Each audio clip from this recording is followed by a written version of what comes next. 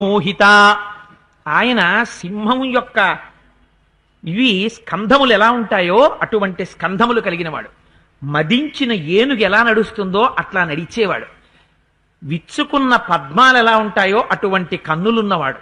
అపారమైనటువంటి తేజస్సున్నవాడు. ఇందీవర శ్యాముడు. మన్మధుని యొక్క సౌందర్యమును గెలవగలిగినటువంటి అందమున్నవాడు. అటువంటి మహానుభావుణ్ణి ఆ రామచంద్రమూర్తిని చూసిందిట. చూడగానే కామమోహిత, దానికి విశేషమైనటువంటి కామం కలిగింది. మనకిప్పుడు వెంటనే ఒక అనుమానం రావాలి. అదేమిటండి, అలా అందమైన వాడు కనపడితే కామం కలిగిపోవడమే అంటే? అలా కామం కలిగిపోవడం కాదయ్యా, యుక్తాయుక్త విచక్షణను మరచి కామం కలిగింది. ఇది మహర్షి భాష అంతా కావ్య భాష. అందుకని ఎక్కడా కర్కశంగా మాట్లాడరు. మీరు విని నిర్ణయం చేసుకోండి అంటారు. ఏమండి వాళ్ళిద్దరూ మీరు వెళ్ళారా పెళ్లికి అన్నారు అనుకోండి. వెళ్ళామండి. ఎలా ఉంటారండి? వాళ్ళ అబ్బాయి చాలా బాగుంటాడు, ఆ అమ్మాయి కూడా బాగుంటుందా అన్నారు అనుకోండి. అయ్యో పిల్లాడు తెల్లగా 6 అడుగుల ఎత్తండి, ఆవిడేమో నల్లగా 3 అడుగుల పొట్టండి, ఆ పిల్లాడిదేమో ఇలా నొక్కుల నల్లటి జుత్తండి, ఆ పిల్లదేమో బాలనెరుపు వచ్చేసిందట, పాపం సగం జుత్తు నిరిసిపోయిందండి, ఆ అబ్బాయి ఏమో కళ్ళు నిజంగా కళ్ళల్లో ఉందండి కాంతి అంతాను, ఆ పిల్లాడి చూస్తుంటే కళ్ళ వంక చూడకుండా ఎవ్వరూ ఉండలేరండి, పాపం ఆ అమ్మాయిది ఒక కన్ను మెల్లకన్నండి, ఆయన ముక్కేమో ఇలా ఏదో సంపంగి పువ్వులా ఉంటుంది, ఆ అమ్మాయిదేమో చిన్నప్పుడు ఎవరో గుద్దేరట వాళ్ళు సొట్ట పడిపోయిందండి ముక్కు అని ఆయన నోరు విప్పి నవ్వితే చంద్రబింబం నవ్వుతోందా అన్నట్టుంటుంది, ఆవిడ నవ్వితే పర్వత స్వరూపమైన దంతాలు దర్శనం అవుతాయండి, వాళ్ళిద్దరి యొక్క సామ్యం అది అని మీరు అన్నారనుకోండి. ఇంకా వేరే చెప్పాలా? పెళ్లి కొడుకు బాగుంటాడు, పెళ్లి కూతురు బాగుండదని. మహర్షి గొప్పతనం ఏంటంటే ఆయన ఏమి శూర్పణకు అసహ్యంగా ఉంటుంది, రాముడు అందంగా ఉంటాడు, ఆ దిక్కుమాలిన శూర్పణకి రాముడి మీద కామం ఏంటి, ఇలా ఏమనరు. ఆయన తీర్పులేం చెప్పరు. చెప్పకుండా ఇప్పుడు నేను ఎలా చెప్పానో అలాగే ఆయన చెప్తారు. చదివి మీరు ముక్కున వేలేసుకోవాలి. ఆశి దీని అసాధ్యం, కోలా దీనికి కోరిక ఎలా పుట్టింది రా రాముడిని చూస్తే అని ఎంత అందంగా మాట్లాడతారో చూడండి. వెంటనే పక్కనే ఇప్పుడు నేను ఎలా చెప్పానో అలాగే పెడుతుంది శ్లోకం కూడా. సుముఖం దుర్ముఖీ రామం వృత్తమధ్యం మహోదరి విశాలాక్షం విరూపాక్షి సుకేశం తామ్రమూర్ధజ ప్రీతిరూపం విరూపాస సుస్వరం భైరవస్వర తరుణం దారుణా వృద్ధ దక్షిణం వామభాషిణి న్యాయవృత్తం సుదుర్వృత్త ప్రియం అప్రియదర్శన శరీరజ సమావిష్ట రాక్షసీ వాక్యమబ్రవీత్. ఆయన ఎలా ఉన్నట్ట? ఆయన సుముఖం, చూసేటప్పటికీ అబ్బాయి ఎంత బాగున్నాడో అనేస్తారట. ఆవిడ్ని చూస్తే బాబోయ్ ఎలా ఉందో అంటారట. దుర్ముఖీం వృత్త మధ్యం, ఆయనేమో కడుపు పైకి కనపడదట, అలా లోపలికి వెళ్ళిపోయి అంత అందంగా ఉంటుందిట కడుపు. మహోదరీం, ఓ పెద్ద బాణబోర్లించినట్టు ఆవిడ కడుపు ఉంటుందిట. విశాలాక్షం, ఆయనవి పెద్ద కళ్ళుట. విరూపాక్షీం, అంత వికృతమైన కళ్ళు ఆవిడివిట. సుకేశం, అందమైన జుత్తు ఈందిట. తామ్రమూర్ధజ, రాగి జుత్తు, ఎర్రటి తీగలతో కూడిన పొద ఎలా ఉంటుందో అలాంటి జుత్తు ఆవిడిదిట. ప్రీతి రూపం, అందమైన రూపు, చూడగానే మళ్ళీ చూడాలనిపించే రూపు ఆయిందిట. విరూపాస, బాబోయ్ రూపమేమిట్రా అని పిల్లలు జరుచుకునేటట్టుగా చంటి పిల్లలు ఉన్న వాళ్ళ గభాల్ని పిల్లాన్ని తీసి ఇలా పవిటి కొంగులో దాచేసుకునేటట్టు ఆవిడ ఉంటుందిట. సుస్వరం, ఈయన కంఠం విప్పితే వీణ మీటినట్టు ఉంటుందిట. భైరవస్వర, కుక్క మొరిగినట్టు ఆవిడ కంఠం ఉంటుందిట. తరుణం, ఆయనేమో మంచి యవ్వనంలో ఉన్నట్ట. దారుణావృద్ధ, ముసల్తనంలో ఆవిడుందిట. దక్షిణం, ఈయనేమో అందంగా మాట్లాడతట. వామభాషిణి, కంఠం విప్పిందంటే యువతల వాళ్ళకి ఒళ్ళు గగుర్పుడి చేస్తుంది, అంత అసహ్యంగా ఆవిడ మాట్లాడుతుంట. న్యాయవృత్తం, ఎప్పుడు న్యాయంగా ఈయన ప్రవర్తిస్తాట. సుదుర్వృత్త, ఎప్పుడు దుష్ట ప్రవర్తన ఆవిడ ప్రవర్తిస్తుందట. ప్రియం, చూడగానే ఆయన చూస్తే చాలా ఏటో పని అయిపోయినంత ఆనందం, ఆయన నా వంక ఇవాళ చూశారండి, నా మనస్సు నిండిపోయింది నిజంగాను అనిపిస్తుందిట. అప్రియదర్శన, బాబోయ్ ఈవిడ నన్ను చూసింది కొంపలు అడిపోవు కదా ఇవాళ అనిపిస్తుందిట. శరీరజ సమావిష్ట రాక్షసీ వాక్యమబ్రవీత్. అటువంటి శూర్పణక రాముని వంక చూసి ఒక మాట మాట్లాడుతోంది. శూర్పణక తత్వం చాలా గమ్మత్తైన తత్వం. మరి ఎన్ని భాషలలో ఇంత ఖచ్చితమైన మాట ఉందో నాకు తెలియదు, కానీ శూర్పణకకి తెలుగింటి వారు మాత్రం ఒక అందమైన విశేషణం వేశారు. అదే ఆవిడ స్వభావం యథార్థానికి. మన వాళ్ళు శూర్పణకకి ఒక అందమైన విశేషణం వేస్తారు. ఏమిటా విశేషణం? మీకు అందరికీ తెలుసు. ఎవరైనా అలా ప్రవర్తించారనుకోండి, మనం అంటాం ఏమిటమ్మా, చుప్పనాతి శూర్పణక అంటాం. ఎవరైనా చుప్పనాతితనం ఆ మాట తెలుగు నుడికారం. ఎంత అందమైన మాటో నిజంగా. ఎవరైనా అలా ఉన్నారనుకోండి, అబ్బాయి ఏమిటి బాబు చుప్పనాతి శూర్పణకలాగా అంటాం. ఏమిటి చుప్పనాతితనం అంటే నిర్వచనం చేయండి. చాలా కష్టం. చుప్పనాతితనం అంటే ఒకడికి ఉంటే ఓర్వలేదు, కనపడ్డవన్నీ తనవైపోవాలనుకుంటుంది. తగిన యోగ్యత ఉందా? యోగ్యత ఉండదు, కానీ అన్నీ తనకి కావాలి. మళ్ళీ అలా తను పొందలేకపోయింది అనుకోండి, కోపం వస్తుంది. కోపం వస్తే ఊరుకుంటుందా? ఎంత తుఫానైనా సృష్టిస్తుంది. మాటని ఎలా మార్చాలో అలా మారుస్తుంది. ఇన్ని దుష్ట లక్షణాలు ఒక్కళ్ళ దగ్గర ఉన్నాయనుకోండి, వాళ్ళని చుప్పనాతి అంటారు. అందుకని చుప్పనాతి శూర్పణక అని తెలుగు వాళ్ళు అంటారు. మహర్షి అన్నారు అప్పుడు శూర్పణక. శూర్పణక అంటే చాటలంతంత గోళ్ళున్నది. గోళ్ళుంటేను ఆ పేరు పెట్టి పిలవడం ఎందుకు అసలు? గోళ్ళు ఎప్పుడు ఉంటాయి చెప్పండి నాకు? పుట్టగానే గోళ్ళు ఉంటాయా? చాటలంతంత గోళ్ళు ఉంటాయి మా అమ్మాయికి అని పేరెట్టడానికి? లేకపోతే వాళ్ళు పెట్టారు కదా అని వీడు పెంచుకుంటుందా? మరి ఎందుకు మహర్షి ఆ పేరు పెట్టినందుకు అంటే, గోళ్ళు రెండు రకాలైనటువంటి శక్తులకి ప్రతీకలు. అపారమైన తపస్సు చేసేవాడికి గోళ్ళు పెరుగుతాయి. విపరీతమైనటువంటి కామంతో క్రోధంతో తిరిగేటటువంటి వాడు కూడా. అందుకే మన పెద్దవాళ్ళు అంటారు, ఏంటా గోళ్ళు తీయవా నువ్వు అంటారు. ఇలా అంటూ ఉండడం, గోరులో గోరెట్టి కొడుతూ ఉండడం, పెద్దలతో మాట్లాడుతున్నప్పుడు అందులో మట్టి పైకి రేపుతూ ఉండడం, దుర్వృత్తానికి ఆ గోళ్ళు కూడా ఒక చిహ్నాలు. గోళ్ళు అందుకే ద్వంద్వమునకు చిహ్నం. జీవలక్షణానికి గోరే చిహ్నం. పెరుగుతూ ఉంటుంది కాబట్టి గోరుకి జీవం ఉంది. నిర్జీవ లక్షణానికి గోరు లక్షణం. గోరుని కోసేసినా మీకేం బాధ ఉండదు. గోళ్ళు తీయించుకోవడానికి సర్జన్ దగ్గరికి వెళ్ళిన వాడిని మీరు ఎవరన్నా చూసారా? ఉండరు. డాక్టర్ గారి దగ్గరికి వెళ్ళి, అయ్యా ఈ 10 వేళ్లకి గోల్డ్ ఆపరేషన్ చేయాలండి కొంచెం తెచ్చి అదలబా అంటాడు. గోల్డ్ అయినా ఆపరేషన్ నువ్వే తీసేసుకోవచ్చు బ్లేడ్ ఎట్టి అని. అందుకని నెయిల్ కట్టడానికి ఒక సాధనాలు కూడా వచ్చాయి కదా. నేను గోరు తీయడానికి ఎవరి ప్రమేయం అక్కర్లేదు, మీరే తీసేసుకోవచ్చు. కోసేస్తే బాధే ఉండదు. బాధ లేదు కదా అని ప్రాణం లేకపోలేదు, అది పెరుగుతూ ఉంటుంది. అది గోక్కోవడానికి పనికొస్తుంది. విచిత్రం.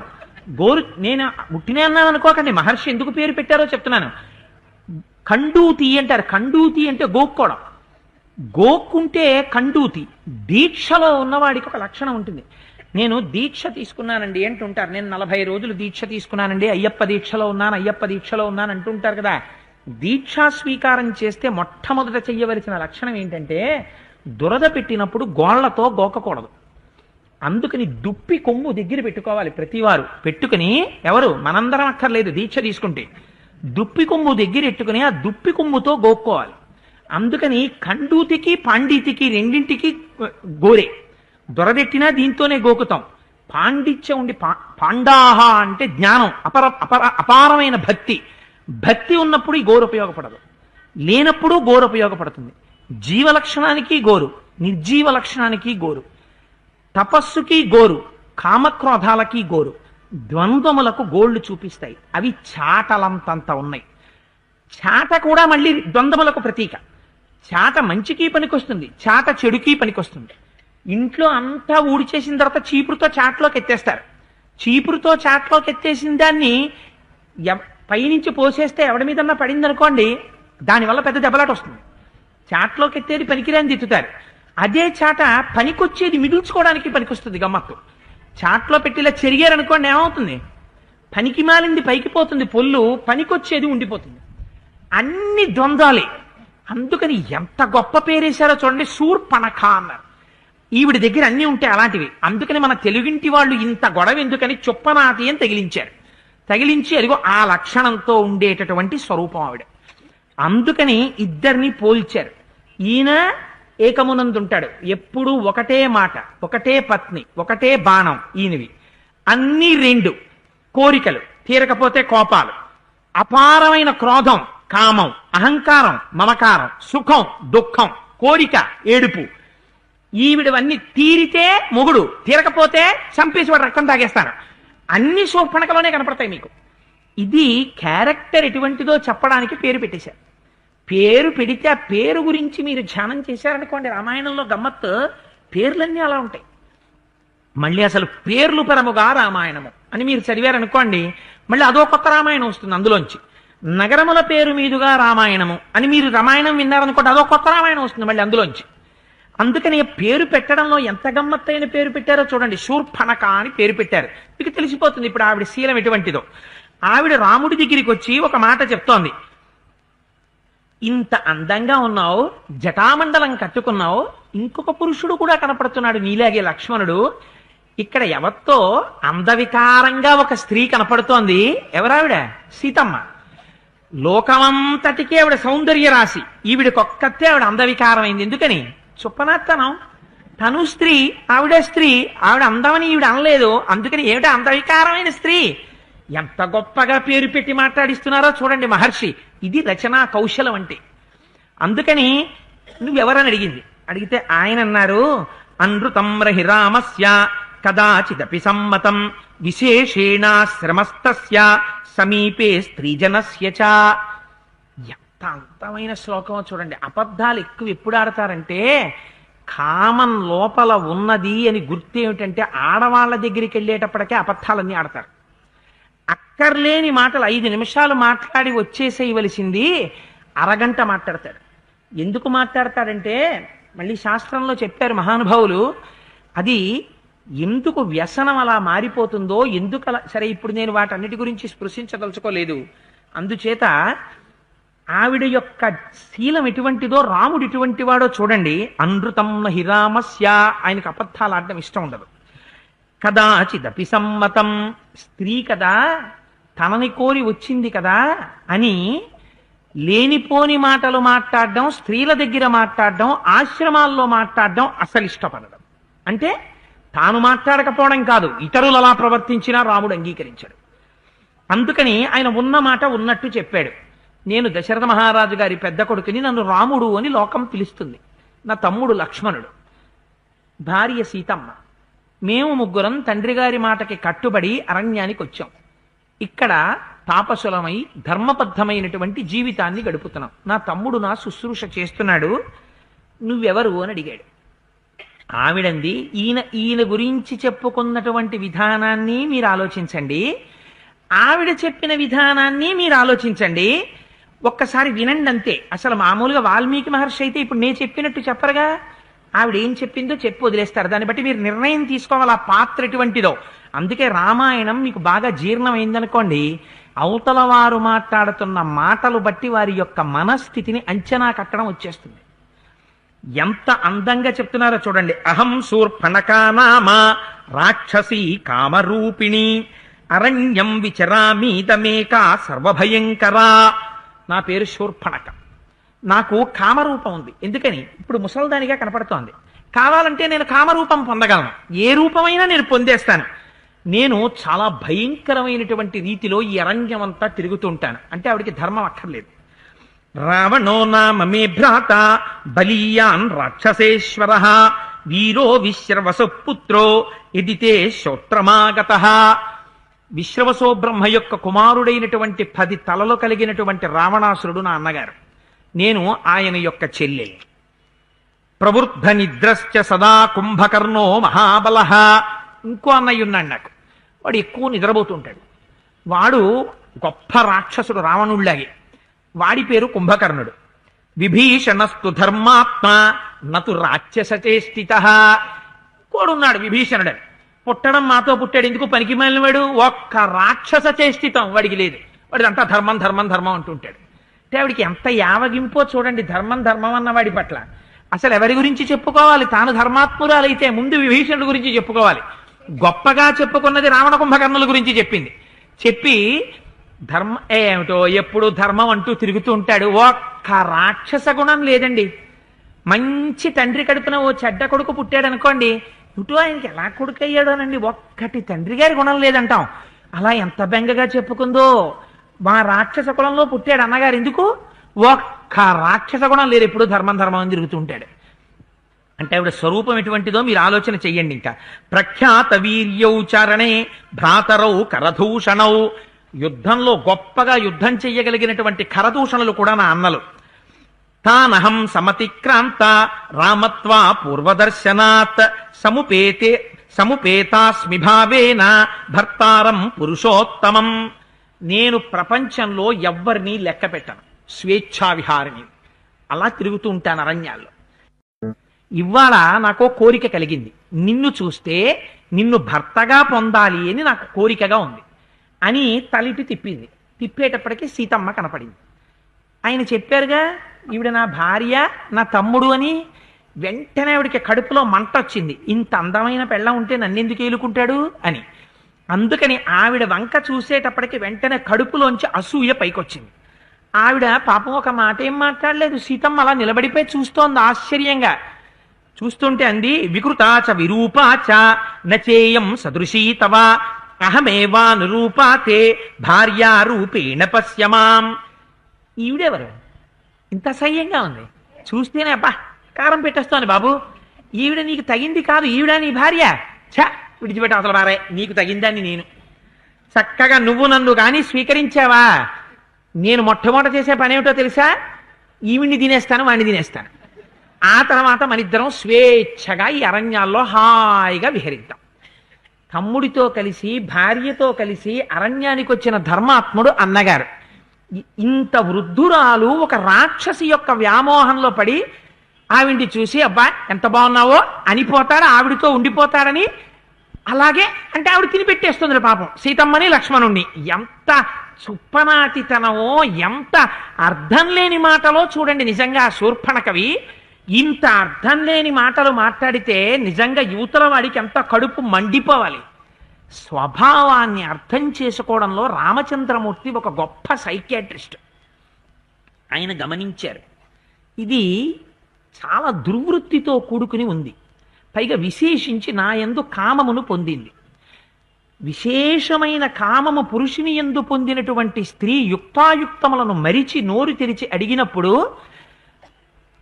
నిర్ద్వంద్వంగా తిరస్కరిస్తే మనస్సు ఖేదపడుతుంది. నేను ఇక్ష్వాకు వంశంలో ఉత్తమ వంశ సంజాతుడైనటువంటి వాణ్ణి. ఒక ఆడదాని మనస్సుని క్లేశపెట్టి మాట్లాడకూడదు. అందుకని కాసేపు అటు తిప్పి ఇటు తిప్పితే ఆవిడికే విసుగొచ్చి వీళ్ళు పనికి మాలిన వాళ్ళు రా, వీళ్ళు మనకి లొంగుతారా అనుకుని వెళ్ళిపోతుంది. ఎందుకని క్లేశ పెట్టడం? ఇటువంటి దాని మనసు క్లేశ పెడితే ప్రమాదం వస్తుంది అనుకున్నారు. అనుకుని ఆయన అన్నారు, తతశూర్పణఖారామ కామపాశావపాసితాం స్వచ్ఛయా శ్లక్షణయా వాచ స్మితపూర్వమధాబ్రవీత్. స్మిత చిన్న చిరునవ్వుతో, మాటలలో ఏ కాపట్యము లేకుండా పరమ స్వచ్ఛమైనటువంటి మాటని ఆయన ఎక్కడా శూర్పణఖతో మాట్లాడడంలో ఆవిడ్ని హాస్యమాడదామనో ఇంకొక ఉద్దేశ్యమో ఆయనకి లేదు. ఆ శూర్పణఖ యొక్క కోర్కెని తగ్గింపచేసి అక్కడి నుంచి పంపించేద్దాం అనుకున్నారు. అనుకుని అనుజస్త్వేషమే భ్రాత శీలవాన్ ప్రియదర్శన శ్రీమాన్ అకృతదారశ్చ లక్ష్మణౌ నామవీర్యవాన్. నాకు వివాహం అయిపోయిందమ్మా, నా భార్య సీతమ్మ అనురూప, నాకు ఆవిడ యందు చాలా ప్రీతి ఉన్నది. ఆవిడ్ని విడిచిపెట్టి నిన్ను ఎలా స్వీకరిస్తాను? స్వీకరించడం కుదరదు. ఆడవారికి పక్కన సపత్ని అంటే భర్తకి రెండవ భార్యగా ఉండడానికి ఇష్టపడరు. అందుకని నీకు పక్కన ఇంకొక భార్య కూడా ఉందన్న పోరు నీకెందుకు? అదిగో మా తమ్ముడు ఉన్నాడు చూసావా, అన్ని విధాలుగా నాలా ఉంటాడు, చాలా కీర్తివంతుడు, గొప్ప తేజస్సున్నవాడు. అనుజస్త్వే షమే భ్రాత శ్రీమాన్ అకృతదారశ్చ. చాలా కాలంగా స్త్రీ సుఖానికి దూరంగా ఉన్నటువంటి వాడు, కానీ స్త్రీ సుఖం తెలుసున్నవాడు. ఎందుకని ఆయన కూడా వివాహితుడు, 13 సంవత్సరాలుగా రాముణ్ణి అనుగమించి వచ్చాడు, భార్య పక్కన లేదు. అందుకని ఆయనకు ఒకవేళ స్త్రీ సుఖాన్ని కోరుకుంటున్నాడేమో, కోరుకుంటే ఆయనకి భార్యవిక అర్థం ఉంటుంది, పక్కన ఈ సపత్ని పోరు ఉండదు. నాకు భార్య అవ్వడం ఎందుకమ్మా, ఆయన దగ్గరికి వెళ్ళు అన్నాడు. ఇలా ఆయన వద్దంటే మనసుకు విసుగొచ్చి పోతుంది అనుకున్నాడు. అనుకుని ఆయన దగ్గరికి పంపించాడు.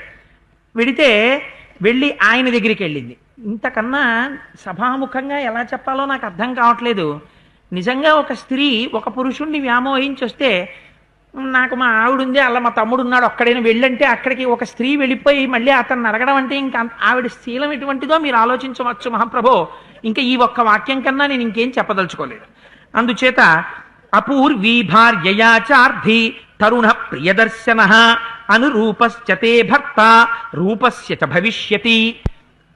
ఆవిడంది ఆయన దగ్గరికి వెళ్ళి, నీకు తగినటువంటి భార్యని నేను, నువ్వు ఎంత కాంతిగా ఉంటావో నేనంత కాంతిగా ఉంటాను, నువ్వు చక్కగా యవ్వనంలో అందమైన రూపంలో ఉన్నావు, నేను యవ్వనంలో అందమైన రూపంలో ఉన్నాను, అందుకని మన ఇద్దరం సంతోషంగా కాలం గడుపుదాం, నన్ను స్వీకరించు అంది.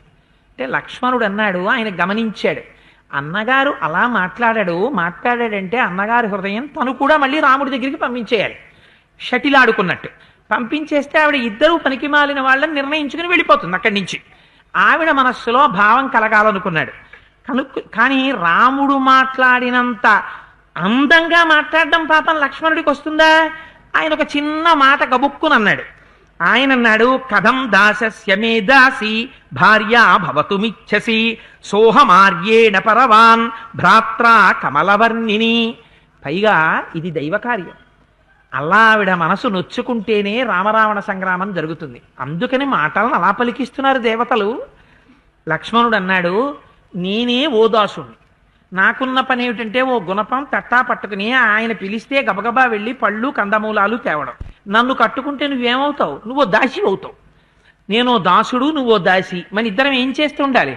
నువ్వో గుణపం తట్టా పట్టుకుని ఇద్దరం కందమూలాలు తీసుకొస్తూ ఉండడం, రాముడికి ఇస్తూ ఉండడం. నా వల్ల నీకు ఏం సుఖం ఉంటుందమ్మా? నువ్వు నన్ను పెళ్లి చేసుకోవడం ఎందుకు, నాతో తిరగడం ఎందుకు? ఏనాం విరూపామసతీం కరాళాం నిర్ణతోదరీం భార్యాం వృద్ధాం పరిత్యజ్య తామేవైష భజిష్యతి. అదిగో మా అన్నగారి పక్కన మా వదిన గారు ఉంది చూసావా, ఆవిడ వృద్ధురాలైపోయింది. కడుపు చూసావా ఎంత లోపలికి వెళ్ళిపోయిందో, క్రోధంతో కోపంతో చూసా ఎలా ఉంటుందో మా వదిన. పాప పరిహాసం ఆడాడు గబుక్కుని లక్ష్మణమూర్తి. అందుకని నీలాంటి అందగత్తెని చూసిన తరువాత మా అన్నగారు ఇంకా ఈ భార్యతో ఎందుకుందాం అనుకుంటాడు. నువ్వు నన్ను కాదు మా అన్నయ్యనే గట్టిగా పట్టుకుంటే ఆ భార్యను వదిలేస్తాడు, వదిలేసి నిన్ను స్వీకరించేస్తాడు. స్వీకరించేస్తే హాయిగా నీ కోరిక తీరిపోతుంది అన్నాడు. అనేసేపటికీ ఆవిడ అనుకుంది అది నిజం అనుకుని ఇతి సా లక్ష్మణేనోక్త కరాళా నిన్నతోదరి మన్వతే తద్దచస్థద్యం పరిహాస విచక్షణ. లక్ష్మణుడు చెప్పిన మాట నిజమనుకుని, నేను అందగత్తెని, సీతమ్మ ఏ అందగత్తె కాదు, రాముడు నన్ను చేపడతాడనుకుని అక్కడికి వెళ్ళి ఆవిడంది, ఈ సీతమ్మ ఉండడం బట్టి కదా నువ్వు నన్ను స్వీకరించట్లేదు, ఏవందంగా ఉంది ఈవిడ, వికృతంగాను, ఈవిండి చంపి అవతల పారేస్తాను, తినేస్తాను, ఇక గొడవ ఉండదు, హాయిగా నన్ను స్వీకరించు, మన ఇద్దరం సంతోషంగా ఉందాం, ఆయన ఉన్నాడుగా మనకి సేవ చేస్తుంటాడండి. అందుకు పాపం లక్ష్మణమూర్తి వచ్చింది. అంటే అని ఇంకా రాముడు ఏ మాట అనలేదు, ఆశ్చర్యంగా చూస్తున్నాడు. భయంకరమైన స్వరూపంతో సీతమ్మ మీద పడింది. వెళ్ళి పడేటప్పటికీ ఆ తల్లి ఒక్కసారి భీతి పొందినటువంటి జింక లేడి ఎలా చూస్తుందో అలా చూస్తూ వెనక్కి తప్పుకుంటోంది. వెంటనే రాముడు పెద్ద కేకేశారు లక్ష్మణుని. కేకేసి క్రూరై అనార్యై సౌమిత్రే పరిహాస కథంచన నకార్యపస్య వైదేహీం కథంచిత్ సౌమ్యజీవతీం. చూశావా లక్ష్మణ, ఇలాంటి అనార్యురాలితో పరిహాసం ఆడకూడదు. పరిహాసం ఆడేటప్పుడు కూడా చాలా జాగ్రత్తగా ఉండాలి స్త్రీతో. నువ్వు ఆడిన పరిహాసం వల్ల ఏమైందంటే నిజం అనుకుంది, సీతమ్మ అడ్డు లేకపోతే నేను స్వీకరిస్తాననుకుంది.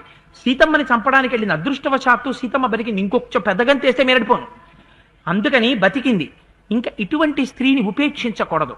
తను అందగత్తెనన్న భావన కలుగుతోంది కనుక, స్త్రీ కనుక కాళ్ళు కాని చేతులు కాని తీసేస్తే అంగవైకల్యం వచ్చేస్తుంది కనుక, అందమంతా ముఖాన్ని చూసే అనుకుంటోంది కనుక ఆ ముక్కు చెవులు కోసేసేయి అన్నాడు.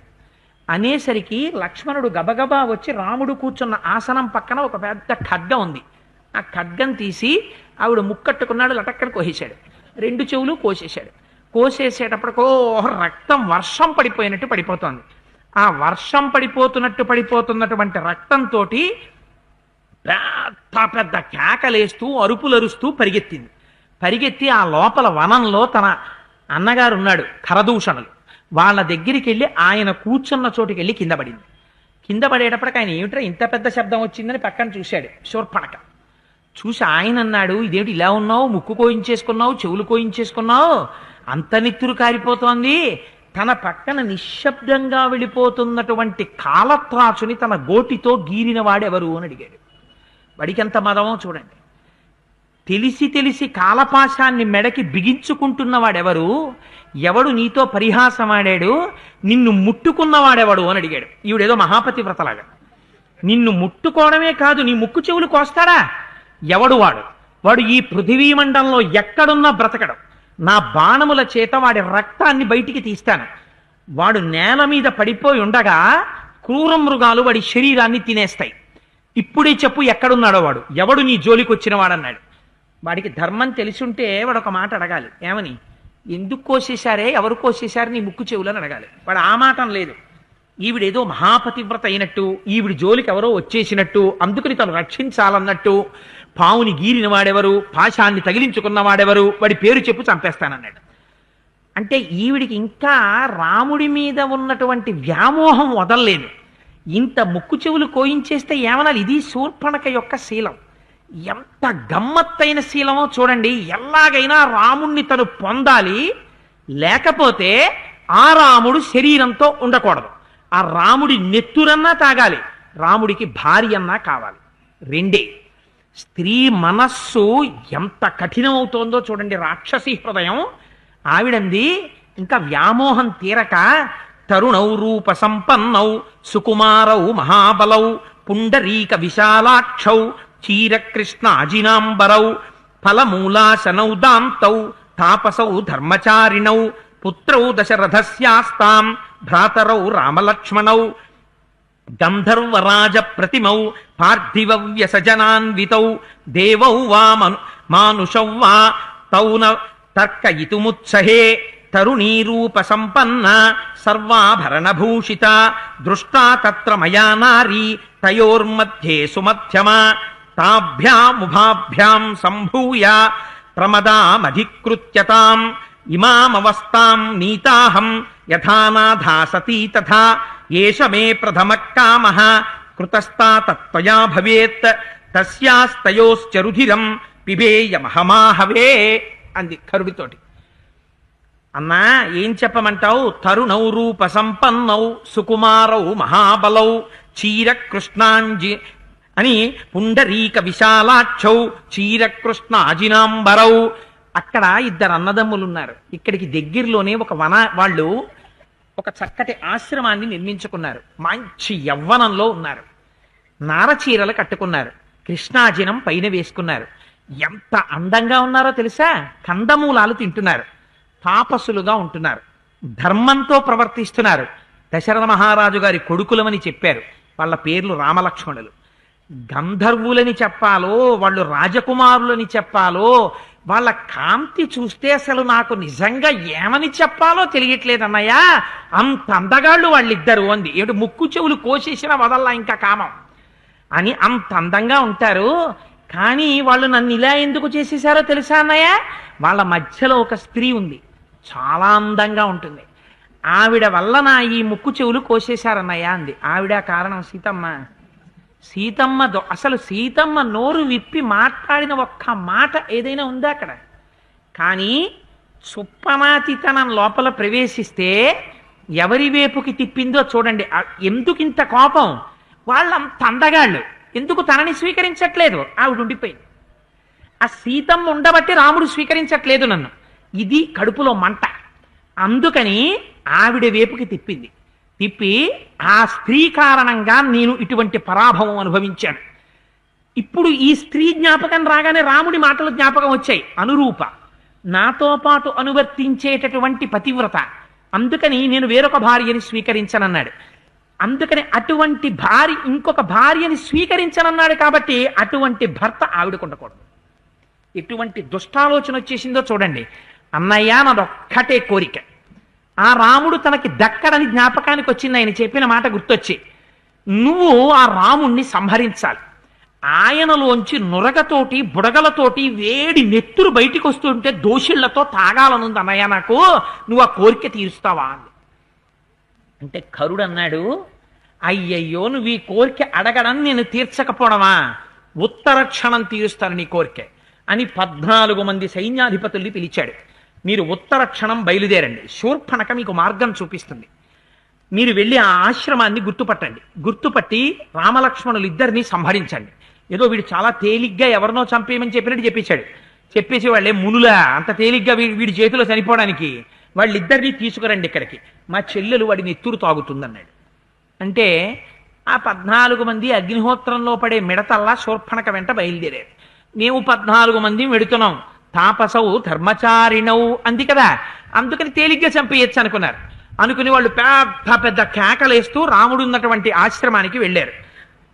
తతశూర్పణఖాఘోర రాఘవాశ్రమమాగత రాక్షసానా చక్షేతౌ భ్రాతరౌ సహసీతయా. అక్కడ సీతారాములిద్దరిని చూపించింది శూర్పణఖ, లక్ష్మణుణ్ణి చూపించింది. అదిగో ఆ రామలక్ష్మణుల్నే చంపాలంది. అనేటప్పటికీ ఈ 14 మంది పరిఘలు, పట్టిసాలు, కత్తులు, శూలాలు, ఆయుధాలు పట్టుకుని రామలక్ష్మణుల మీదకి పరిగెడుతున్నారు.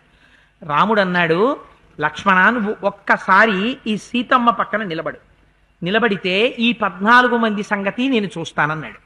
వాళ్ళు 14 మంది పెద్ద అట్టహాసంగా, రామా నువ్వు మా ముందు కనీసం నిలబడలేవు, పారిపోవడం కూడా కుదరదు, ఇప్పుడే సంహరిస్తామని వస్తున్నారు.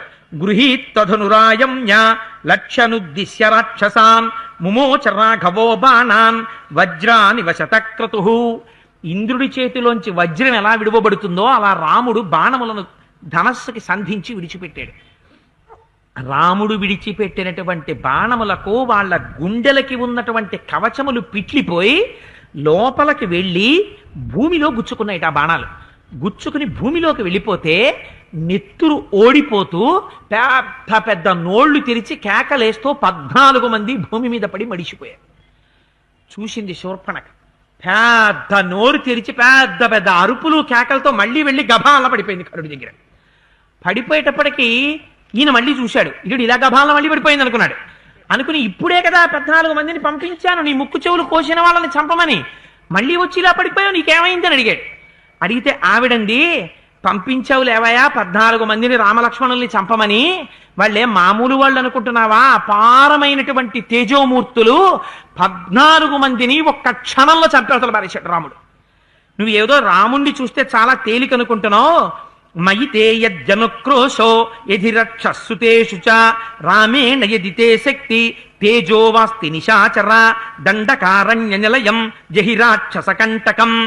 నిజంగా నీకు రాముణ్ణి ఎదురించే శక్తి ఉంటే నీ దగ్గరున్న కింకరుల్ని 14 మందిని పంపించడం కాదురా, నువ్వు బయలుదేరి యుద్ధం చేసి దండకారణ్యంలో రాక్షసులకి కంటకుడిగా అయిపోయాడు ఇవాళ రాముడు. ఆ రాముణ్ణి సంహరించు. నువ్వు కానీ బయలుదేరి రాముణ్ణి సంహరించడానికి వెళ్ళలేదో, యది రామం మమామిత్రం నత్వమధ్యవధిష్యసి తవ చైవగ్రత ప్రాణాం పక్ష్యామి నిరపత్రత అని, నువ్వు రాముణ్ణి చంపడానికి వెళ్ళకపోతే నీ ఎదురుగుండా నేను నా ప్రాణాలను విడిచిపెట్టేస్తాను, ఇక్కడ నీ కాళ్ళ ముందు చచ్చిపోతానని. ఇప్పుడు ఆక్రోశం మరింత ఎక్కువైపోతుంది.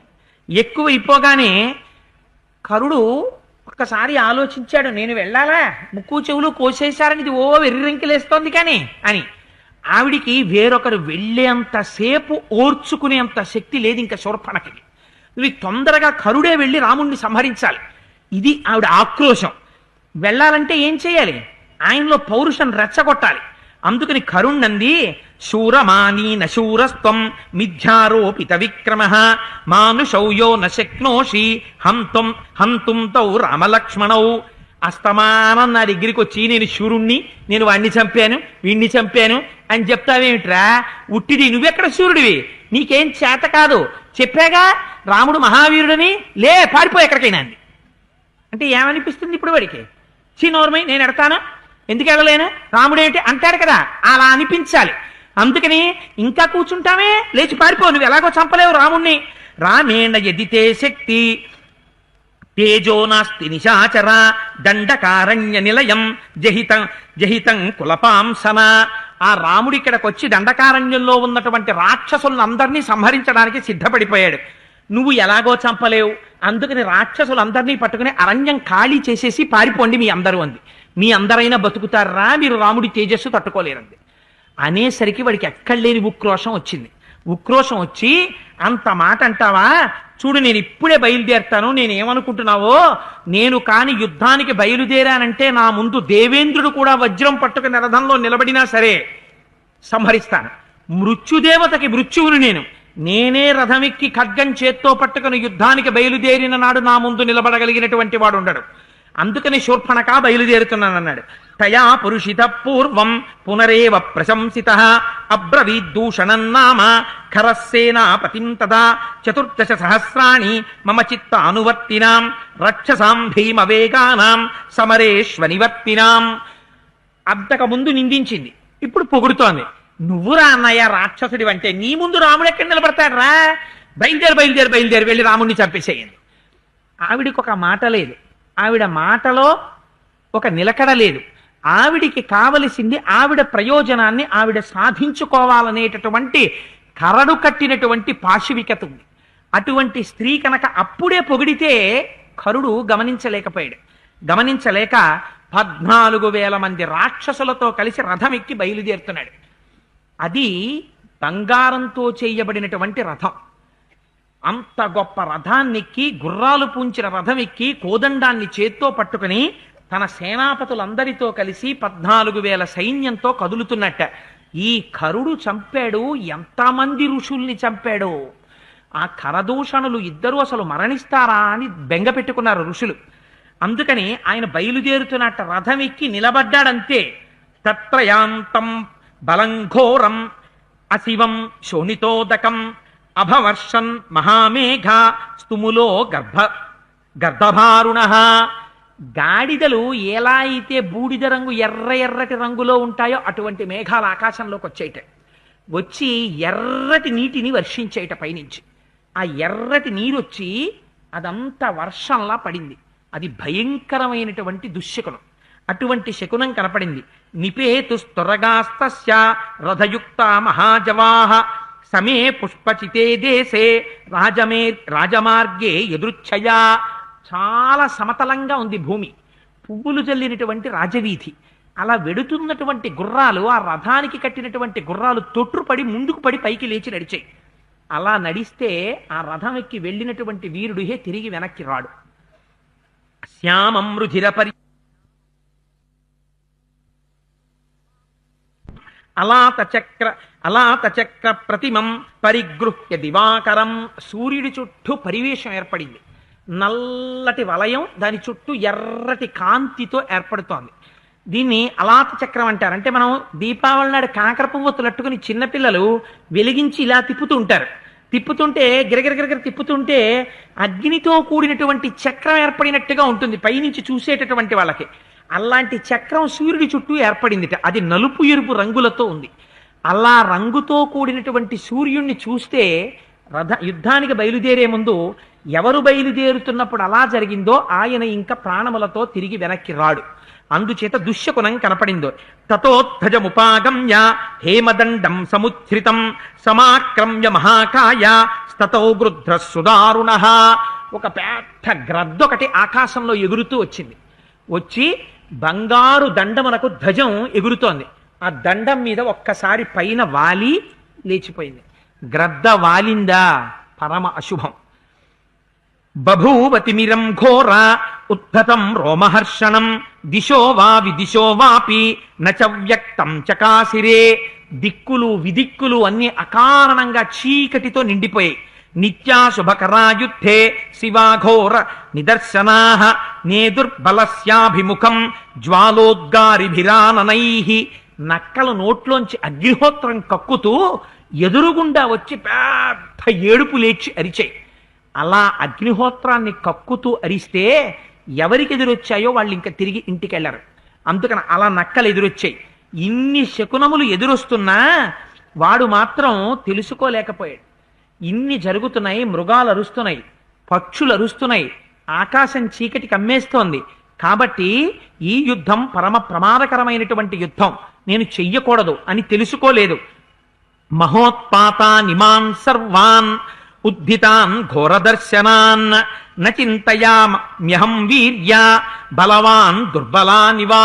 దుర్బలుడైనటువంటి వాణ్ణి చూసి బలం కలిగిన వాడు ఎలా లెక్క పెట్టడో అలా నేను ఈ దుర్నిమిత్తాల్ని లెక్క పెట్టను, నేను బలం కలిగిన వాణ్ణి, ఈ శకునాలు నన్నేం చేస్తాయి, నేను వెడతాను యుద్ధానికి అన్నాడు.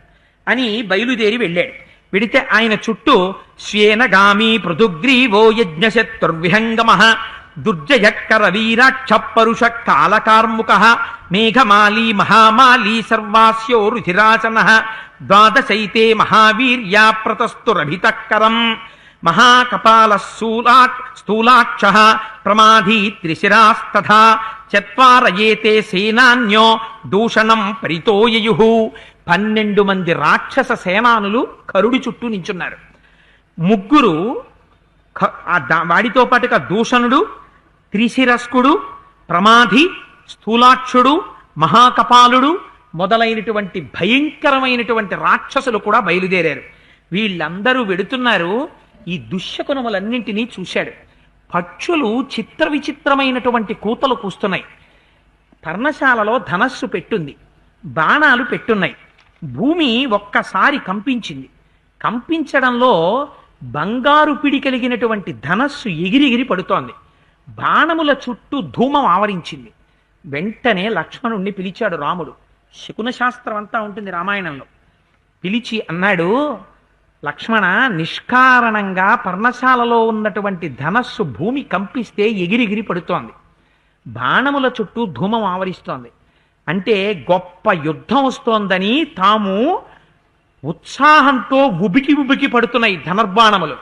దూరంగా పక్షి కూస్తోంది. పక్షి కూస్తోంది అంటే దుర్నిమిత్తం గోచరిస్తోంది. ఈ జరగబోయేటటువంటి యుద్ధం సామాన్యమైన యుద్ధం కాదు. ఈ యుద్ధంలో జయాపజయాలు దైవ నిర్ణయాలు. ఎలా జరుగుతుందో తెలియదు. ప్రాణ సంకటం ఏర్పడినా ఏర్పడచ్చు.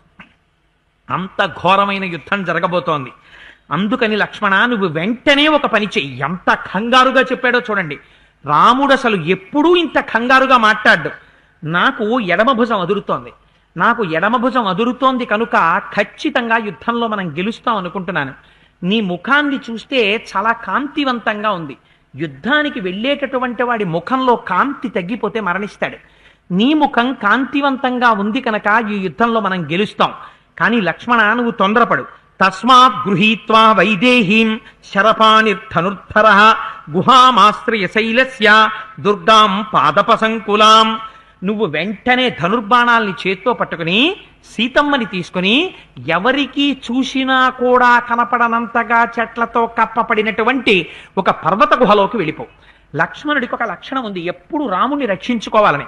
ఈ మాట చెప్పగానే ఆయన అంటాడు, నువ్వు సీతమ్మతో కలిసి వెళ్ళిపో, నేను యుద్ధం చేస్తానంటాడు. తొందరగా మాట్లాడేవాడు, రే నేను చెప్పింది చెయ్యి, నువ్వు మళ్ళీ నేను చేసేస్తాను నాన్నగారండి, మీరు ఉండిపోండి, నువ్వు ఇలా ఏం మాట్లాడక, అవతల టైం లేదు, నువ్వు తొందరగా బయలుదేరు అని ఎంత గబగబా మాట్లాడతాడో అలా రాముడు చూడండి ఎలా చెప్తాడో. ప్రతికూలితుమిచ్చామి నహి వాక్యమిదం త్వయా శాపితో మమ పాదాభ్యాం గమ్యతాం వర్ధమాచిరం తహి శూరశ్చ బలవాన్ హన్యాహ్యేతాన్న సంశయః స్వయం తుహంతుమిచ్చామి సర్వనేవ నిశాచరాన్. లక్ష్మణ, అన్నయ్య నువ్వు లోపలికి వెళ్ళిపో, సీతమ్మతో కలిసి నేను యుద్ధం చేస్తాను, ఇలాంటి మాటలు నువ్వేం చెప్పద్దు, నేను చెప్పింది విని తొందరగా సీతమ్మని తీసుకుని వెళ్ళిపో. ఇంకొక మాట మాట్లాడేవా నా పాదాల మీద ఒట్టు, నీ నోటంటే ఇంకో మాట రాకూడదు, వెళ్ళిపోవడమే అంతే. సీతమ్మని తీసుకుని వెళ్ళిపో, నేను యుద్ధానికి వెళ్ళిపోతున్నాను. నీకు ఇంకొక మాట కూడా జ్ఞాపకం పెట్టుకో, నువ్వు సూర్యుడివి కాదని కాదు, నువ్వు యుద్ధం చేయలేవని కాదు, నువ్వు ఒక్కడివే చంపగలవు రాక్షసులందరినీ, కానీ వాళ్ళు నేను కోరుకుంటున్నాను చంపాలని, అందుకని నేను ఎడుతున్నాను. నిన్ను తక్కువ చేసి నేను చూడటం లేదు, నువ్వు తొందరగా బయలుదేరిపో, ఇంకొక మాట నీ నోటంటే వచ్చిందా నా పాదాల మీద ఒట్టు, వెళ్ళిపో అన్నాడు. అంటే ఎంత తొందరపడ్డాడో చూడండి రాముడు. వచ్చేస్తోంది అవతల సైన్యం, మహాభయంకరమైన యుద్ధం వస్తోందని. ఆ క్రోధం ఆవరించి నిలబడితే వాల్మీకి మహర్షి అన్నారు, రూపమప్రతిమం తస్య రామస్య క్లిష్టకర్మణః బభూవ రూపం క్రుద్ధస్య రుద్రస్యేవ మహాత్మనః. ఇంకొక ఉపమానం వెయ్యడం కుదరదయా. అలా నిలబడినటువంటి రాముడి గురించి చెప్పవలసి వస్తే ఒకే ఒక్క ఉపమానం మాత్రమే ఉంది. ఆయన పినాకిని అనేటటువంటి ధనస్సు చేత పట్టుకుని దక్షయజ్ఞ ధ్వంసం చేయడానికి నిలబడినటువంటి రుద్రుడైన శివుడు ఎలా ఉంటాడో అలా ఉన్నాడు ఇవాళ రాముడు అన్నారు. అందుకని శివుడిలో రుద్రుణ్ణి దర్శనం చేస్తున్నారు. శివ మంగళం ఇచ్చేవాడు ప్రసన్నుడు, రౌద్ర రూపంతో ఉంటే రుద్రుడు శిక్ష చేస్తాడు. ఏకకాలమునందు శివకేశవ అభేదంగా శివరుద్ర అభేదంగా దర్శనం చేస్తున్నారు మహర్షి ఇవాళ. గబగబా వచ్చారట కరుడు, దూషణుడు, త్రిశరస్కుడు వీళ్ళందరూ వచ్చి రాముణ్ణి చుట్టుముట్టారు. ఆయన ఒక్కడు, ఆయన చుట్టూ వీళ్ళందరూ మొత్తం ఆయన చుట్టూ చేరిపోయారట 14,000 మంది రాక్షసులు. బాణాలు విసిరారట, తోమరాలు విసిరారట, ముద్గరములు విసిరారట, గదలు విసిరారట, ఆయన మీదకి శూలాలు విసిరారట. ఒళ్ళంతా పూచినటువంటి మోదుగు చెట్టు ఎలా ఉంటుందో అలా ఒంటి నిండా దెబ్బలు తగిలి నెత్తురు ధారల కింద కారిపోతోందిట. ఇన్ని బాణములు వచ్చి మీద పడిపోతుంటే రాముడు సముద్రం నదీ ప్రవాహం వచ్చి తనలో కలిసిపోతుంటే ఎంత సంతోషంగా స్వీకరిస్తుందో, పెద్ద వర్షం పడిపోతుంటే ఎత్తైన ప్రదేశం మీదకెళ్ళి కళ్ళు మూసుకుని ఆబోతి ఇలా ఎలా నిలబడుతుందో అలా నిలబడ్డాట ఆ బాణప్రహారం అంతా స్వీకరిస్తూ. ఒక్కసారి తన ధనస్సు తీశాట, దాన్ని మండలాకారంగా తిప్పేట. తిప్పి ఎప్పుడు అక్షయ బాణ తూణీరంలోంచి బాణం తీశాడో, ఎప్పుడు అందులో పెట్టాడో, ఎప్పుడు విడిచిపెట్టాడో ఎవ్వరూ గమనించలేరు. ఇదిగో రాముడు తీస్తున్నాడు చూడు అని చెప్పగలిగిన వాడు లేడు, వింటినారిలో పెడుతున్నాడు చూడు అని చెప్పగలిగిన వాడు లేడు, బాణం విడిచిపెడుతున్నాడు చూడు అని చెప్పగలిగిన వాడు లేడు. 14,000 మంది తన చుట్టూ ఉన్నారు. ఒక్క రాముడు మండలాకారంగా ధనస్సులోంచి బాణాలను విడిచిపెడుతుంటే పుణ్యం ఉన్న ప్రతివాడు ఆకాశంలో నిలబడి గోబ్రాహ్మణులకు శుభము కలుగుగాక, రామునికి విజయము కలుగుగాక, దారుణాతి దారుణంగా ఒక్కడు భూమి మీద నిలబడి యుద్ధం చేస్తుంటే ఇంతమంది రథాల మీద నిలబడి కొడుతున్నారు రాముడు ఒక్కడిని. రాముడికి విజయం కలగాలని వాళ్ళందరూ ఆశీర్వచనం చేస్తున్నారట. దిక్కులు విదిక్కులు కదిలిపోతున్నాయిట, పర్వతాలు ప్రకంపనాలని పొందుతున్నాయిట, సముద్రములు ఘూర్నిల్లుతున్నాయి, మేఘములు కూడా వదిలిపోయాయి. ఆ యుద్ధం యొక్క పరిస్థితిని చూసి వనదేవతలు వనాన్ని విడిచిపెట్టి పారిపోయారట. క్రూర మృగాలన్నీ దౌడు తీసి దిక్కుల్ని పట్టి పారిపోయేట. అటువంటి స్థితిలో రాముడు బాణములను విడిచిపెడుతుంటే 14,000 మంది మీద ఎప్పుడు విడిచిపెట్టాడో తెలియదు. ఏనుగులకి తొండాలు తెగిపోయాయి, గుర్రాలకి 4 కాళ్ళు తెగిపోయాయి, రాక్షసులకి కంఠాలు తెగిపోయాయి, కొందరికి భుజాలు తెగిపోయాయి, కొందరికి కాళ్ళు తెగిపోయాయి. 14,000 మందిని 1 గంట 12 నిమిషాల్లో కొట్టేశాడు. రామదాసు గారు దశరథీ శతకంలో అంటారు, బండన భీముడర్తజన బాంధవుడు జ్వల బాణతోణ కోదండ కళాప్రచండ భుజతాండవ కీర్తికి రామమూర్తికి 2వ సాటి దైవమిక లేడనుచున్ గడకట్టి భేరికా డాండ డడాండ డాండ నిడదంబుల జండము నిండ మత్త వేదండమునెక్కి చటెదను దశరథీ కరుణాపయోనిధి. రుద్రుడయ్యాడు ఆ రోజున మా స్వామి. ఆ ధనస్సు చేత్తో పట్టుకుని మండలాకార బాణవర్షం కురిపిస్తుంటే అందరూ పడిపోయారట. పడిపోతే దూషణుడన్న వాడికి మాత్రం అహంకారం వచ్చి చేతిలో ఒక పెద్ద పరిగణక దాన్ని పట్టుకుని పరిగెత్తుకుంటూ వస్తున్నాడు. ఆయన రాముడిలో ఉన్న గొప్పతనం ఏమిటో తెలుసా అండి? ఏకకాలమునందు 13 బాణములు వింటినారికి తొడుగుతాడు. తొడిగి ఆకర్ణాంతం లాగి వదిలిపెడతాడు. వదిలిపెడితే 4 బాణములు 4 గుర్రములకు తగులుతాయి. ఒక బాణం సారథికి తగులుతుంది, ఒక బాణం ధ్వజానికి తగులుతుంది, 2 బాణాలు కమ్మికి తగులుతాయి. ఏకకాలమునందు గుర్రాలు పడిపోతాయి, సారథి పడిపోతాడు, ధ్వజం పడిపోతుంది, రథం పడిపోతుంది. తొట్టుపడి కిందకి దిగుతున్నటువంటి రథి గుండెల్లో బాణాలు గుచ్చుకుని కింద పడిపోతాడు. 13 బాణములు ఏకకాలమునందు అలా వదిలిపెడతాడు వింటినారికి సంధించే. ఇప్పుడు 14,000 మంది తన చుట్టూ తన్ని కొడుతుంటే ఇది రాముడంటే. అందుకని ఆయన అటువంటి మహావీరుడయ్యాడు, ధనుర్విద్యా పారంగతుడయ్యాడు. అందుకే కోదండరాముడై ఇలా కోదండం పట్టుకున్న రాముడు మన పక్కనుంటే తక్కువేమి మనకు రాముండొక్కడుండు వరకు అంటారు దశరథీ మహానుభావుడు రామదాసు గారు. మనకి ఏమిట్రా తక్కువ, నా స్వామి ఉన్నాడు రా కోదండం పట్టుకుని, నాకు బెంగ అంటారు. అందుకని ఇంతమందిని చంపి ఆ పరిగ పట్టుకుని వస్తున్నటువంటి ఆ దూషణుండి కొడితే ఇంద్రధ్వజం ఎలా పడిపోతుందో అలా పడిపోయిందిట. పడిపోయి నేల పడిపోయి భుజాలు నరకబడి 2 చేతులు నరికేశాడు. పరిగ పట్టుకొస్తుంటే నేల పడిపోతే ఏనుగు కింద పడ్డట్టు పడి భూమిలో దొల్లి మరణించాడు. మరణిస్తే ఆ వెనకాతలే కరుడు యుద్ధానికి వస్తానన్నాడు. యుద్ధానికి వస్తానంటే మిగిలిపోయిన వాళ్ళు ఎవరున్నారు? ఆ మహాకపాలుడు పోయాడు, అందరూ పోయారు. 2 రథాల్లో మిగిలిపోయారు.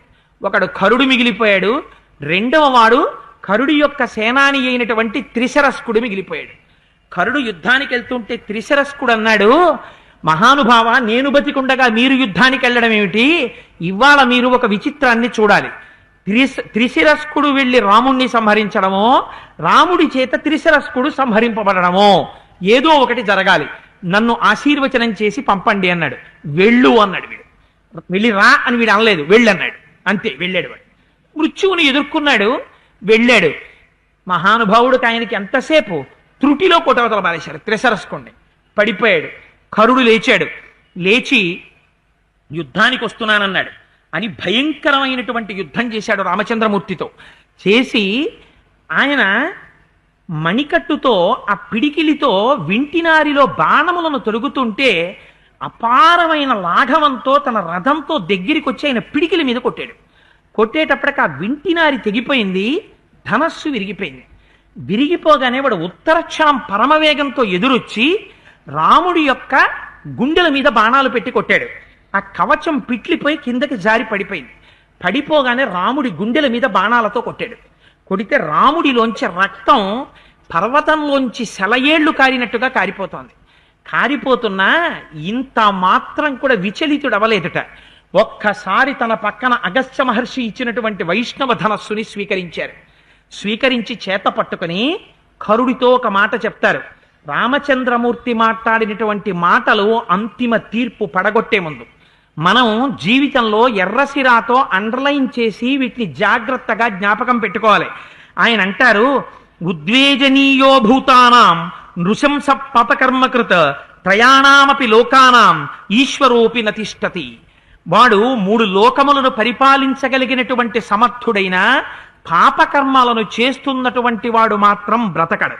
కర్మలోక విరుద్ధంతు కృవాణం క్షణ దాచర తీక్ష్ణం సర్వజనో హంతి సర్పం దుష్టమివాగతం. లోకమునకు విరుద్ధమైనటువంటి పనులన్నీ చేస్తూ బ్రతికేటటువంటి వాణ్ణి కొంతకాలం వాడికి ఎదురు తిరగలేక కాలస్వరూపంలో వాడికి అధికారం ఉందనో, ఐశ్వర్యం ఉందనో, ఒంట్లో శక్తి ఉందనో లోకం తల ఉంచి ఉండవచ్చు. కానీ వాళ్ళకొక్క అవకాశం వస్తుంది. వచ్చిన రోజున 10 మందిలో ఒక్కతే వెళ్ళిపోతున్నటువంటి పాముని దొరికితే మనుషులందరూ కలిసి కర్రలు పెట్టి కొట్టి చంపినట్టు అందరూ కలిసి చంపేస్తారు అటువంటి వాణ్ణి. లోకమునకు వ్యతిరేకంగా ప్రవర్తించకూడదు. వసతో దండకారణ్యే తపసాం ధర్మచారిణ కిన్నుహత్వా మహాభాగా ఫలం ప్రప్యసి రాక్షస.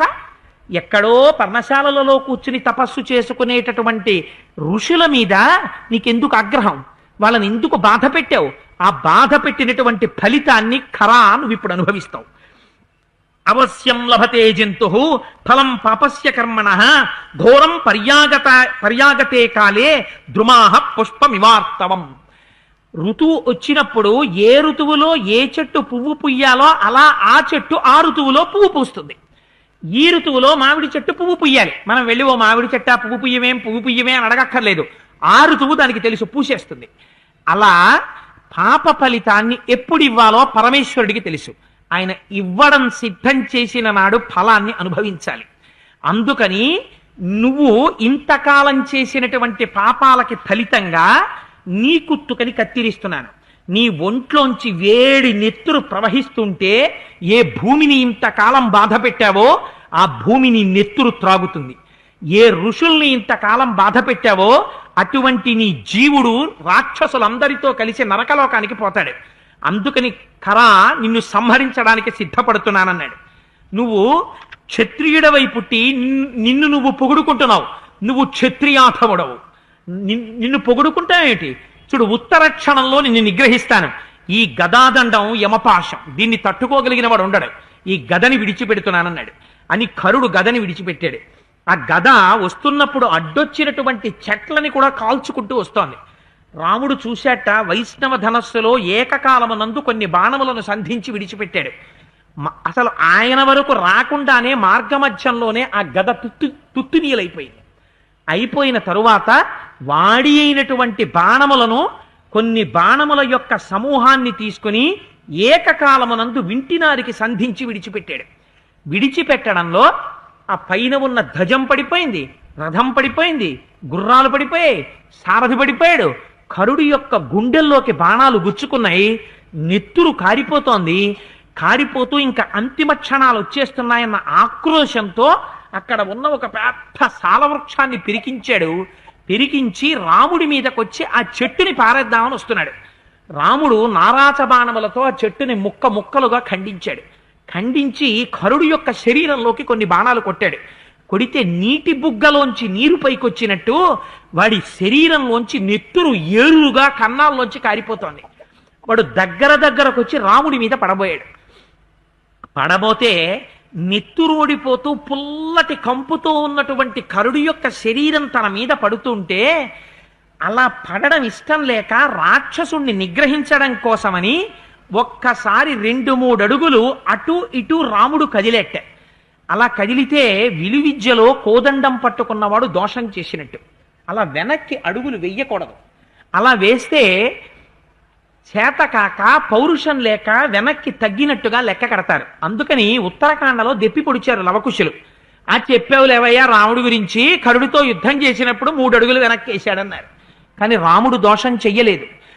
ప్రతిద్వంద్వి తనతో యుద్ధం చేసేవాడి మీద వింటినారి ఆకర్ణాంతము సారించి విడిచిపెట్టడానికి కావలసినంత ఎడం దొరకకపోతే ఎడము దొరకడానికి ఎంతసేపు అటు కాని ఇటు కాని వెనక్కి కాని ముందుకు కాని ఎన్నడుగులు వేయచ్చో అన్నడుగులు వేస్తే దాన్ని విలువిద్యలో అపసర్పణము అంటారు. ఆయన రాముడు అపసర్పణం చేశాడు. చేసి బాణం వదిలిపెట్టాడు. వదిలిపెట్టగానే కరుడు భూమి మీద పడి ప్రాణాలు విడిచిపెట్టాడు. రాముడు ధర్మం తప్పాడు అని లోకం అందని లక్ష్మణుడు యుద్ధకాండలో ప్రతిజ్ఞ చేశాడు. ధర్మాత్మా సత్యసంధశ్చ. రాముడు కరుణ్ణి చంపిన దాంట్లో దోషం లేకపోతే అంటే ఆనోడు ఇంద్రజిత్తు మరణించాడు. యుద్ధకాండ వచ్చినప్పుడు మీకు ఆ రహస్యం చెప్తాను. అందుచేత రాముడు ధర్మమైనటువంటి పద్ధతిలోనే కరుణ్ణి నిగ్రహించాడు. ఆ కరుడు భూమి మీద పడ్డాడు.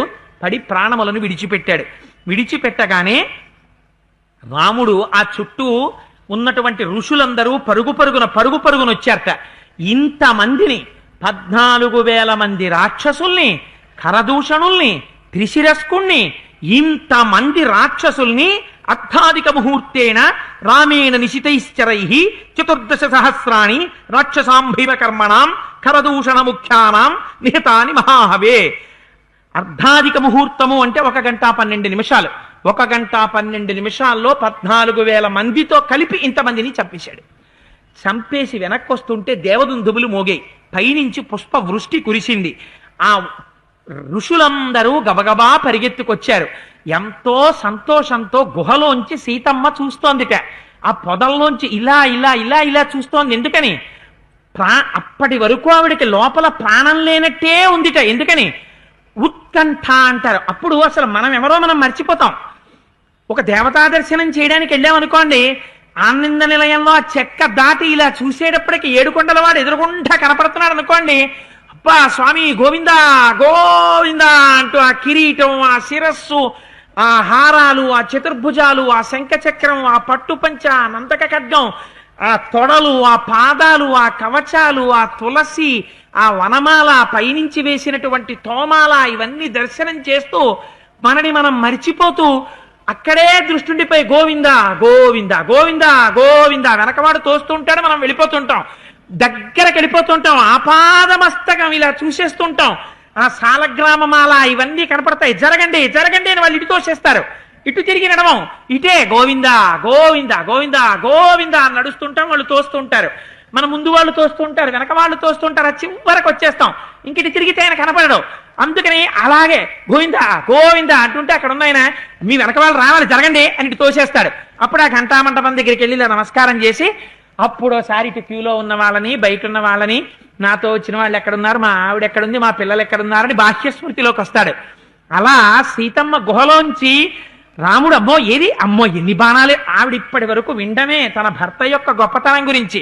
తన భర్త యుద్ధం చేస్తుండగా చూడలా సీతమ్మ. ఇవన్నీ చూసిందిట ఈ యుద్ధాన్ని. అమ్మో అన్ని శకునాలు చెప్పాడు. నా భర్త ప్రాణాలతో రావాలని 1033 కోట్ల దేవతలకి నమస్కారం చేస్తోంది. ఆ తీగలలోంచి ఇలా ఇలా చూస్తోంది. సీతమ్మ లక్ష్మణుడు మాట్లాడుకోవట్లేదు. వాళ్ళిద్దరు గుహలోంచి అలా చూస్తున్నారు ఏమవుతుందోనని. ఇంతమంది మడిసిపోయారు. దేవదుందుబులు మోగాయి, పుష్పవృష్టి కురుస్తోంది. ఋషులందరూ స్వస్తివాచకం చేస్తున్నారు. సంతోషంగా రాముడు కోదండం పట్టుకుని పర్ణశాలలోకి వస్తున్నాడు. పరుగు పరుగున వచ్చేసిందిట సీతమ్మ. వచ్చేసి ఎంత ఆనందపడిపోయిందంటే తన భర్తని చూసి ఇంతమంది ఋషులున్నారని కాని ఇంకొకటి చూడలేదట. ఒక్కసారి ఆ ఆనందంతో తం దృష్ట్వా శత్రుహంతారం మహర్షీణాం సుఖావహం బభూవ హృష్ణా వైదేహి భర్తారం పరిషస్వజే. చుట్టూ ఋషులుంటే ఏం కావాలి, లేకపోతే ఇతరమైనటువంటి దేవతలుంటే ఎవరికి కావాలి? ఆ సమయంలో ఒంటి నిండా నెత్తురోడిపోతూ ఏ